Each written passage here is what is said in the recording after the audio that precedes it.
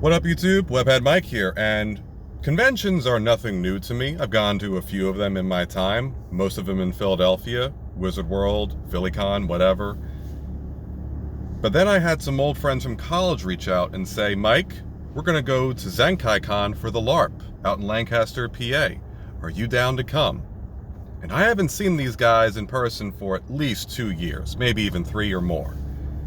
And I thought to myself, man, I'm not too sure about this live action roleplay, but I really would like to see them again. I'm sure they would like to see me too. That's why they were reaching out. So I decided, you know what? Bite the bullet, go for it. And if you're not down for the LARP and stuff, just dip on over to one of the panels. There's got to be something there I'll want to do. Like maybe there's a ballroom class, or as I saw on the schedule, there was a panel about what to expect in the War of the Rohirrim, the Lord of the Rings anime to come out soon. So I went, and I had some preparation going into it beforehand. Like, I knew one of the themes was anthropomorphic animals or super intelligent animals.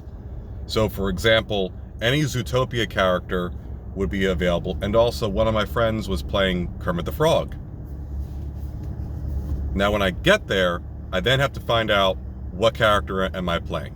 And this is when I get thrust into, well, I have no prep time. Thank God I didn't need to make a costume to this. Otherwise, I would have been screwed. But there was an extensive list to choose from. So extensive, I think I had to take 5 minutes just to look through everything and see everyone that was still available. And I looked through and thought, man, I don't know if I'll find anyone that really fits the theme, but I'll just find someone I can fit. So I chose from Code Geass, Suzaku Kururugi. Little did I know that one choice would cascade for almost every session going forward. Now, I was also totally new to what the whole LARP mechanic was. I had no, like, I think, wait, this is a role-playing game. How do we do our dice option? How do we count for random chance? And it turns out it's pretty simple. There are all these numbers your character has on your sheet, various attributes and skills.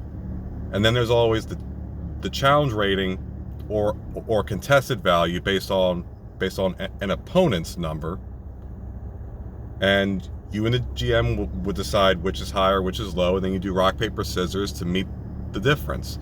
But with the exception of if you have higher than what the rating does, all you have to do is tie. The only thing that makes the game go forward is losing. Conversely, if there's a higher rating than what you have a number for, you keep going so long as you win.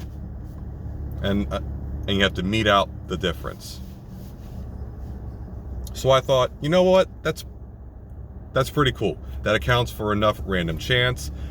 I can even try to intuit to figure out which one they're going to throw out. Maybe they'll try to intuit which one I'm going to throw out. So there's a human element, not just in the role play, but also in the actual random chance mechanic. And thankfully, there was an option to get my toes wet in this new system.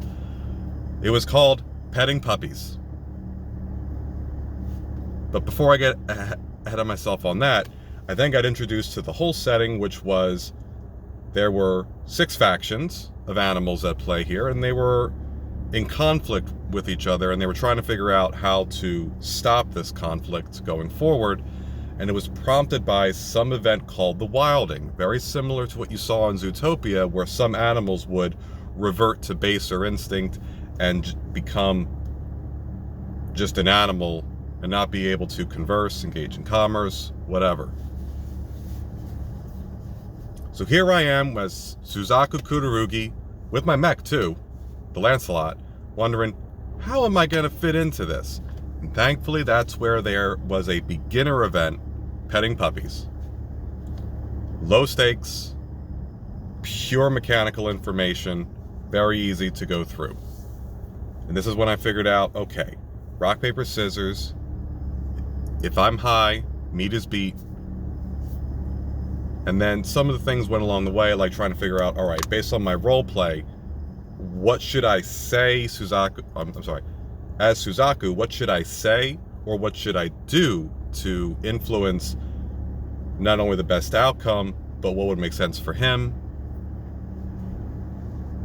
But anyway, like I said, petting puppies was the opening one. And there were a series of commands. Now, I've had 2 dogs myself, so I've raised 2 puppies. So a lot of this came pretty easy to me, which was good because learning the mechanics was the harder part of it. And all you had to do was teach him how to sit, stay, and then at the end of it, my guy did the best, so he got a Scooby snack, which I did confirm was human edible, therefore hemp. Yes, Scooby snacks are hemp in this system, game, world, whatever. And what was also nice about this was the guy running it was another friend from college I haven't seen in so long, and it got to feel like I was going right back to when I was in his Unisystem games. But this time it was in Nexus.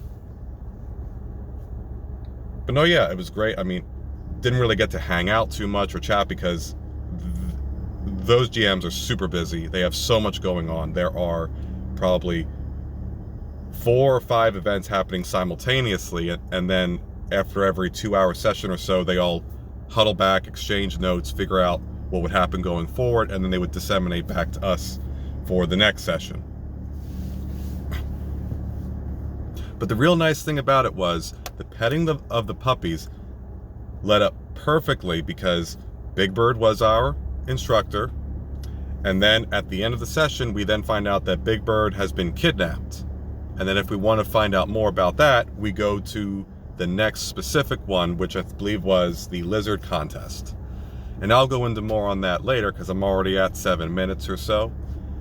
But that was my first experience with a live-action role-playing game using Nexus at Zenkaikon in Lancaster. What about you? Have you gone to one before? Let me know in the comments below. Thank you for watching this long. Please consider liking and subscribing. And until next time, Webhead Mike, out.